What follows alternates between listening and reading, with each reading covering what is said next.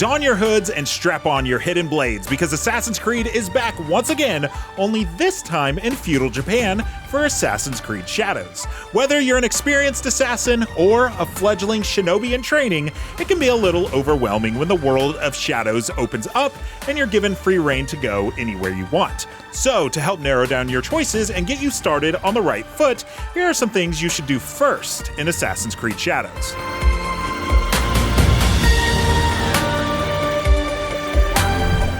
A quick note before we begin. With the way Shadows is structured, you'll do an introductory mission as Yasuke first, then an intro mission as Naoe. And after that, you'll be largely stuck in the first major area of Izumi Setsu as Naoe for around 8 to 12 hours. As such, this video will exclusively focus on Naoe during this period of time. The first thing you should do as soon as you're able, and this will be familiar to anyone who's played an Assassin's Creed or Ubisoft game, is unlock the map by synchronizing as many of the high vantage points as your sanity will allow.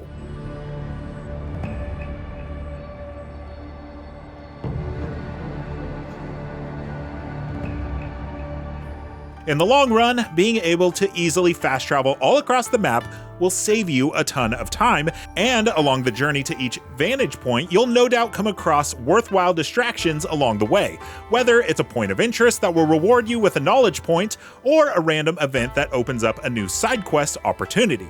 Not to mention, you'll gain XP every time you discover a new area in addition to every time you synchronize, and those XP gains will eventually add up to a substantial amount.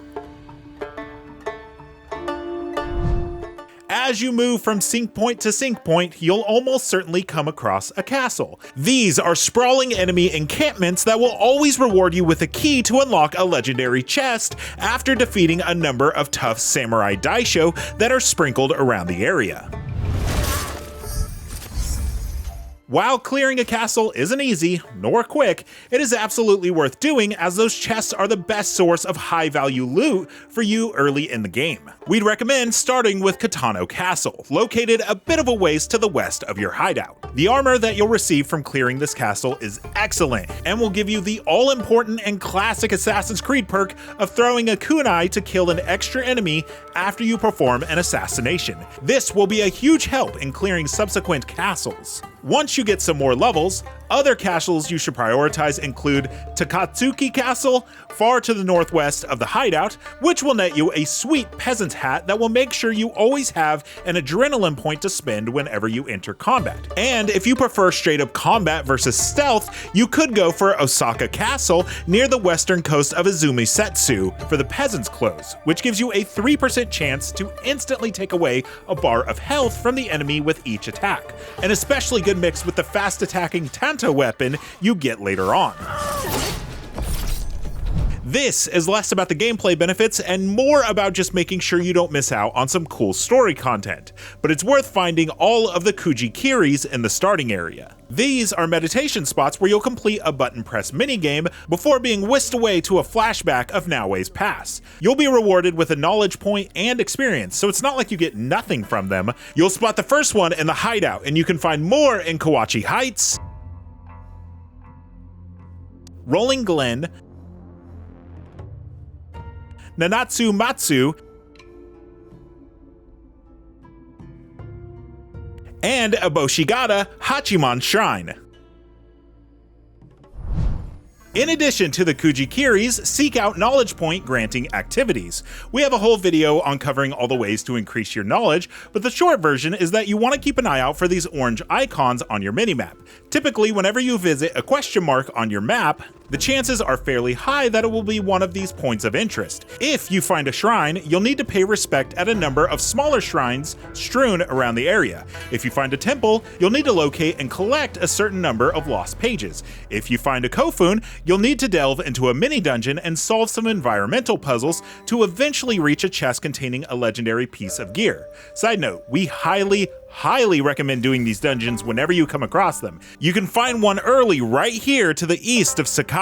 Just note that the other one near Yawata Plains requires Yasuke, and if you find a hidden trail, you'll have to follow a parkour course to the end.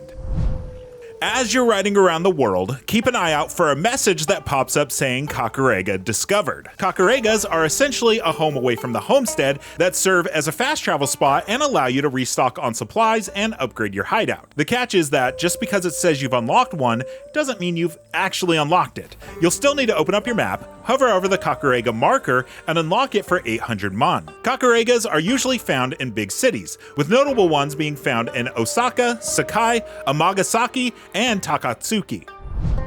Way of the Blacksmith is an important early quest given to you by Tomiko after you set up your hideout at Tomiko's homestead. Complete it and you'll be able to add Heiji to the hideout, giving you access to a forge where you can upgrade your weapons to your current level. This will help you hold on to your legendary weapons that you earn from castles, kofuns, and quests and keep them relevant throughout the entire game, regardless of how early you obtain them.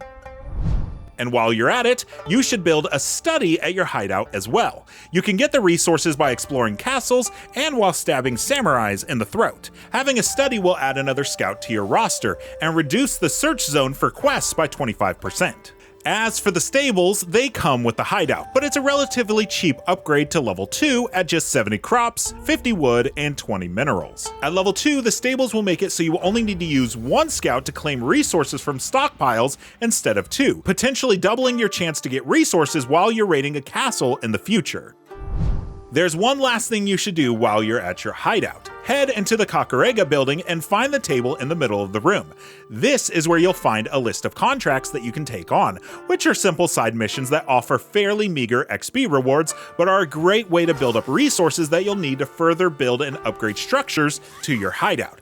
You can only take on 3 at a time, but regularly check back, track them, and knock them out whenever you get a free moment, or find yourself near one of their quest markers.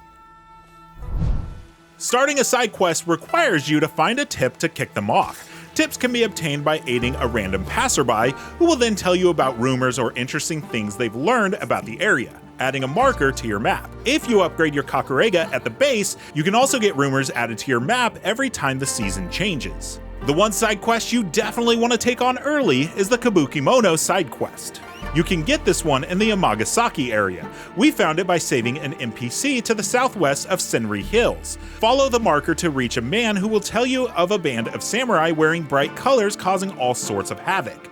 You'll then get the quest added to your objective board and can individually hunt 5 of the 8 Kabukimono samurai. Upgraded assassination damage, or turning on guaranteed assassinations, will help a ton with this side quest. Remember that you only have to kill your target, and that once you do, you can just get the heck out of there without much consequence. Each kill gives you 5,000 experience and several mastery points for your trouble, and with 5 of them available to kill in the starting area, that adds up to some serious power upgrades by the time you're through. After killing 5, you'll be able to proceed to the next leg of the quest, which unfortunately requires you to travel into a zone that will be far beyond your current level near the start of the game, so it's something you'll have to return to.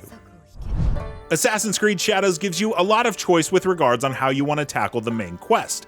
When you first hit the open world proper, you should have 2 choices of leads to run down, either the Golden Teppo quest or the Wada Koratake quest. Whichever one you decide to pursue first should really come down to which reward you want more at the end of the quest. You'll get a legendary Kusarigama for beating the Wada Koratake quest, or a legendary Tanto for the Teppo quest. We recommend the Tanto, as one of its early upgrades gives you the ability to do double assassinations, which greatly enhances Naoe's preferred playstyle of being sneaky and relying on combat as more of a last resort. But if you're finding yourself getting into lots of scraps with a bunch of enemies, or you just prefer to play Naoe with a bit more of a combat focus, the Kusarigama is Naoe's best weapon for dealing damage to multiple enemies at once.